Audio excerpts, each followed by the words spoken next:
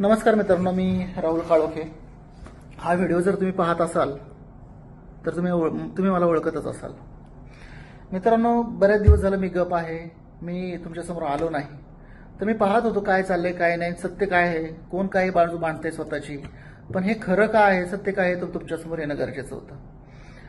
नक्कीच या ठिकाणी मी दोन गोष्टीवर बोलणार आहे. आज जे घडलंय, कशामुळे घडलंय, काय कारणं आहेत त्याला, रियालिटी काय आहे आणि ह्याच्यातून सोल्युशन काय आहे. मित्रांनो, या ठिकाणी डायरेक्टर तसं बघायला गेलं तर खूप सारे आहेत, पण मी माझी नैतिक जबाबदारी समजतो की जे प्रॉब्लेम चालू आहे त्यातून आपल्याला बाहेर पण पडायचे. तर इथे येण्यापूर्वी नक्की सुरुवात कशी झाली होती.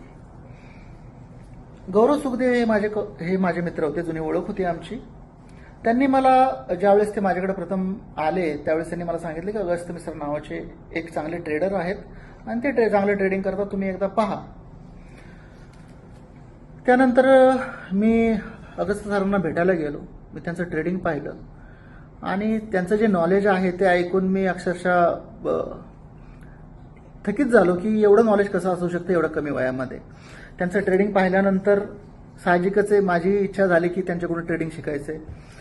मग ट्रेडिंग शिकण्यासाठी मी तिथं सुरुवात केली आणि ट्रेडिंग शिकता शिकता मग नंतर मी माझ्या मित्रांनाही या संदर्भात सांगायला सुरुवात केली. त्यानंतर प्रसाद देशमुख हे माझे मित्र होते, त्यांनाही हा विषय सांगितला मी. त्यांना विषय सांगितल्यानंतर मग पुन्हा हा विषय गेला, त्यांनी नवनाथ अवतडे यांची ओळख करून दिली. आता प्रथमदर्शी तर नवनाथ अवतडे यांच्या संदर्भात मला तर जास्त काही माहिती नव्हती.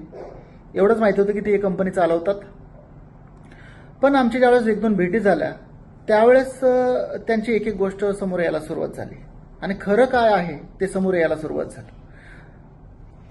त्यांना भेटल्यानंतर असं लक्षात आलं की बऱ्याचशा वेगळ्या बिझनेस ते रन करत होते. त्याच्यामध्ये चिटफंडचा विषय समोर आला. 2007 मध्ये ते चिटफंड चालवत होते आणि त्यावेळेस करंटमध्ये ते सिस्पे नामक कंपनी चालवत होती.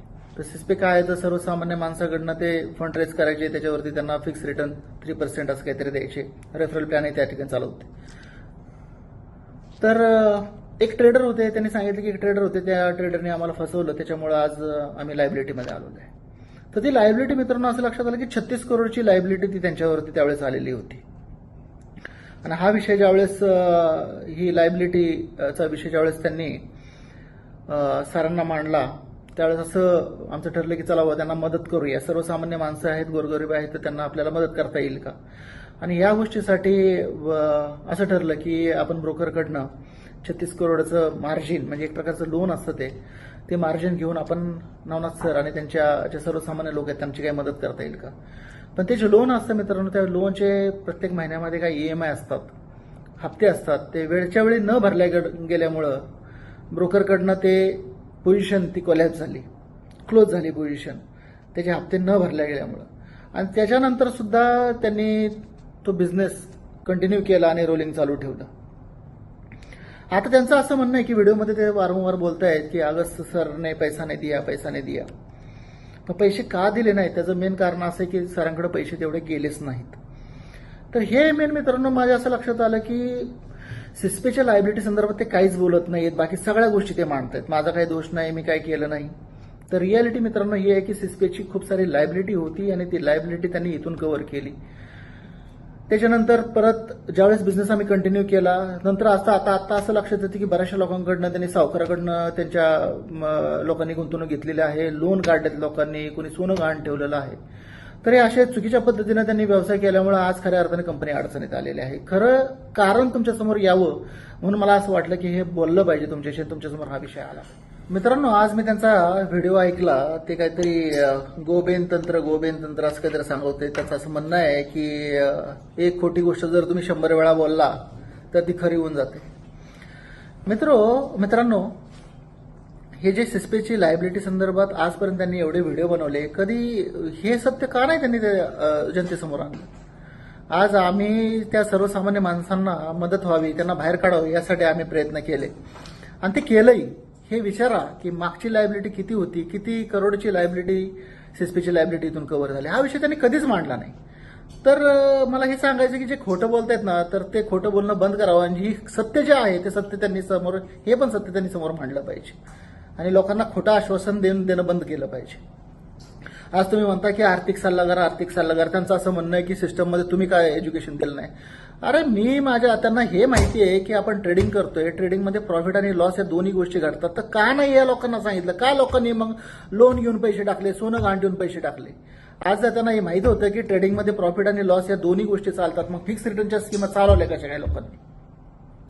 लोकांचे पैसे परत करण्यासाठी आम्ही त्यांना बरेच दिवस स्टेटमेंट मागतोय, तर स्टेटमेंट दिले ते अर्धवट स्टेटमेंट दिलेले आहेत. कशा पद्धतीने आम्ही हे मॅनेज करणार, कसं बुक सेटल करणार? तर स्टेटमेंट सुद्धा अर्धवट दिलेले आहेत. आणि मिश्रा सरांचं भांडण यासाठीच आहे की जे काय आता थोडंफार शिल्लक राहिले त्यातून सुद्धा त्यांना प्रिन्सिपल वाटायची. मग मित्रांनो, तुम्ही हे लक्षात घ्या की जे शिल्लक राहिले त्यातून जर प्रिन्सिपल आपण दिली तर शिल्लक काय राहणार आहे? म्हणजे थोडक्यात रोलिंगच करा असं त्यांचं म्हणणं आहे. मला घरच्यांना मारण्याच्या धमक्या येत आहेत. मी आज गप आहे. त्याचं कारण असं की सर्वसामान्य माणसांचा पैसा गेला पाहिजे. आजही हेतू माझा तोच आहे आणि सोल्युशनवर काम करायचं. मागच्या काही काळामध्ये मला वाटतं 10-15 दिवसापूर्वी 1,30,00,000 रुपये आम्ही लोकांचे प्रिन्सिपल हे सर्वसामान्य माणसाचा पैसा द्यावा म्हणून दिले होते. पण नंतर असं लक्षात आलं की ते 1,30,00,000 रुपये हे वाटलेच गेले नाहीत. आणि ते नंतर कळालं की हे तर पैसे शुभम अवताडे यांच्याच वॉलेटला आहेत आणि ते पैसे घेऊन तुम्ही दुबईला निघून गेलाय. तर मला हे सांगायचं की लोकांची दिशाभूल करू नका. झेस्टमधून सुद्धा जे प्रॉफिट जवळपास 13 करोडचं प्रॉफिट तुमच्याकडं सरांनी पाठवलं होतं ते सुद्धा लोकांपर्यंत पोहोचलं नाही. आणि ते प्रॉफिट नंतर असं लक्षात आलं की ते प्रॉफिट फक्त गाडीलकर आणि दरेकर यांच्या टीममध्ये वाटलं गेलं. म्हणजे बाकीच्यांनी काय करायचं?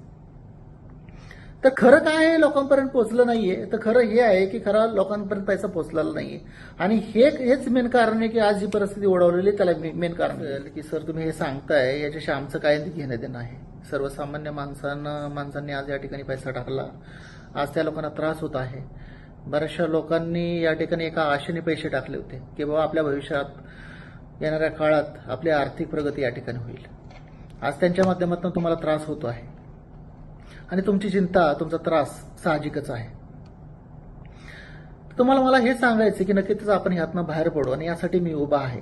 लोकांची बुक सेटल करण्यासाठी यातनं पर्याय 100% निघेल. कारण आज मी या ठिकाणी डायरेक्टर आहे आणि मीही अडकलो आहे. तर सोल्युशन मित्रांनो असंच निघत नाही. सोल्युशनसाठी आता खऱ्या अर्थाने काय झाले काय नाही आम्हाला बँक डिटेल्स लागणार आहेत, ट्रान्झॅक्शन लागणार आहेत. तर तुमच्याकडून हीच हेल्प हवी आहे की तुम्ही तुमचे बँक डिटेल्स, ट्रान्झॅक्शन जे काही झालेले आहेत ते तुम्ही तुमच्या EMF कडे द्या आणि EMFच्या माध्यमातून ते कोर EMF कडे येतील आणि ते सर्व डिटेल्स आमच्याकडे येतील. तुमचे आम्हाला बँक डिटेल्स लागणार आहेत की काय झाले, किती तुम्ही भरले होते, किती तुम्हाला माघारी आलेले आहेत आणि आम्हाला या गोष्टी क्लिअर करायच्या आहेत. सोल्युशन आहे मित्रांनो, 100% सोल्युशन आहे. आम्ही त्याच्यासाठी उभे आहेत. मला विश्वास आहे सरांवरती, अगस्त सरांवरती, सरांच्या ट्रेडिंगवरती. तर सोल्युशन 100% आहे. तर एकच विनंती आहे की यासाठी तुम्हाला बँक डिटेल्स आणि ट्रान्झॅक्शन द्यायचे आहेत. आम्ही यासाठी प्रॉपर एक टेलिग्राम चॅनल बनवत आहोत. या टेलिग्राम चॅनलवरती तुम्हाला सर्व अपडेट मिळतील, सर्व अपडेट दिले जातील. जे काय घडते त्याचे अपडेट तुम्हाला या ठिकाणी दिले जातील. वेळोवेळी जे इन्फॉर्मेशन आहे ती सुद्धा तुम्हाला मिळेल. त्या टेलिग्राम चॅनलवरती अजून काय येणार तर बऱ्याच काही गोष्टी येतील. पण महत्वाचा मुद्दा की ज्या लोकांचे आपण रिटर्न करत आहोत त्या लोकांची लिस्ट सुद्धा त्याच्यावर पब्लिश होईल. म्हणजे खऱ्या अर्थाने आमची नियत तुम्हाला समजेल की द्यायचेत की नाही मॅनेजमेंटला पैसे. तर पैसे द्यायचेत. त्या टेलिग्राम चॅनलवरती ज्यावेळेस लिस्ट पब्लिश होईल त्यावेळेस तुम्हाला समजेल की लोकांचे पैसे जात आहेत. आणि हाच विश्वास मला तुम्हाला द्यायचे मित्रांनो. तुम्ही संयम ठेवा. 100% आपण या प्रॉब्लेममधून बाहेर पडणार आहोत. एवढ्यापर्यंत तुम्ही विश्वास ठेवलाय. हा एक विश्वास आणि वेळ ही गोष्ट मला तुमच्याकडनं हवी. येत्या काही दिवसांमध्ये आपण याच्यावरती ऍक्शन चालू करणार आहोत आणि ही ऍक्शन तुम्हाला मॅनेजमेंटच्या वतीनं दिसेल. त्यासाठी मी उभा आहे. तुमच्यासाठी हेल्पलाईन असेल, बोलण्यासाठी माध्यम असेल, या सर्व गोष्टी तुम्हाला उपलब्ध करून द्यायचा आमचा विचार आहे आणि याच्यावरती ऍक्शन झालेली तुम्हाला दिसेल.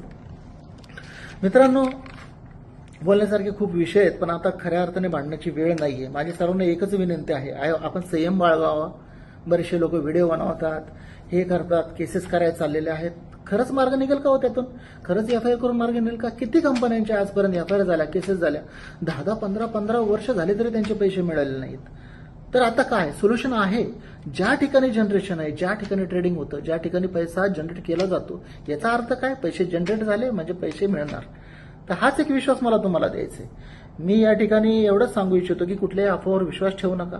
FIR जर तुम्ही केल्या, तुम्ही जर लिगल पद्धतीने गेला तर तुम्हालाही माहिती आहे, लिगल पद्धतीने गेला तर तुम्हाला 10 ते 15 वर्षाचा कालावधी लागेल, 5 वर्ष लागेल, मला माहित नाही किती कालावधी लागेल, पण लिगल प्रोसेसने पैसे मिळत नाहीत. मग मी एकच सांगेन, ज्याला लिगल पद्धतीने जायचं त्याने कोर्टाकडून घ्या पैसे, पण आम्ही सेटल करायला तयार आहोत, आम्ही सोल्युशनसाठी रेडी आहोत. आजपर्यंत मी समोर आलो नाही किंवा मी या सगळ्यांच्या सर्व डायरेक्टरच्या वतीने मी बोलतोय की आम्ही तयार आहोत, तुमची साथ हवी, तुमचा संयम हवाय, श्रद्धा आणि सबुरी. हे तुम्हालाही माहिती आहे, श्रद्धा सबुरी ठेवली तर सगळ्या गोष्टीवरती असा कुठलाही जगात प्रॉब्लेम नाही त्याच्यावर सोल्युशन नाही. सोल्युशन आहेत, आपण सगळे मिळून सोल्युशन काढू. फक्त तुमचा संयम हवाय, वेळ हवाय. या जर 2 गोष्टी दिल्या तर आपण एकत्र म्हणून या प्रॉब्लेममधून नक्कीच बाहेर पडू. मी अगस्त सरांना जे काय त्यांची बदनामी चाललेली आहे किंवा जे काय होत आहे, मी माझ्या वतीनं आणि पूर्ण तुमच्या सर्वांच्या वतीनं, जनतेच्या वतीनं, सर्वसामान्य जे लोक आहेत त्यांच्यासाठी आम्ही हे चालू केलं होतं, त्यांच्याकडून जरी काय चुकलं असेल, या सगळ्यांच्या वतीनं मी अगस्त सरांना पुन्हा रिक्वेस्ट करेन. आणि मला विश्वास आहे की मी सुरुवात ज्यावेळेस केली होती, मला त्याने साथ दिली, आपण इथपर्यंत आलो. अडचणी आल्या आहेत, मान्य आहे मला, पण यातनं मार्ग सुद्धा तेच दाखवतील आणि त्यांच्याकडे ती क्षमता आहे, त्यांची ताकद काय आहे हे मला चांगलं माहिती. तर नक्कीच मित्रांनो, आपण यातनं लवकर बाहेर पडू. मी सरांना रिक्वेस्ट करेन आणि ह्या प्रॉब्लेममधनं लवकरात लवकर बाहेर कसं पडता येईल आपल्याला, त्यासाठी आपण प्रयत्न करूया. एकच सांगेन, संयम ठेवा, श्रद्धा सबुरी ठेवा. आपण लवकरच यातनं मार्ग काढून बाहेर पडू. ऍक्शन्स तुम्हाला दिसतील, इम्प्लिमेंटेशन दिसेल, तुम्हाला आपोआपच विश्वास बसेल. तर येत्या 1-2 दिवसामध्ये मी MF ला भेटायला येतोय. आपण सविस्तर याच्यावरती ऍक्शन प्लॅन काय असेल, कसं असेल, आपण कसं पुढे जाणार आहोत याबद्दल आपण एक झूम मिटिंगच्या माध्यमातून आपण पुन्हा भेटूया आणि आपण एकत्र मिळून काम करूया आणि या प्रॉब्लेममधून बाहेर पडूया. आणि नवीन साम्राज्य परत उभं करण्याची ताकद तुमच्यामध्ये आहे, आमच्यामध्ये आहे.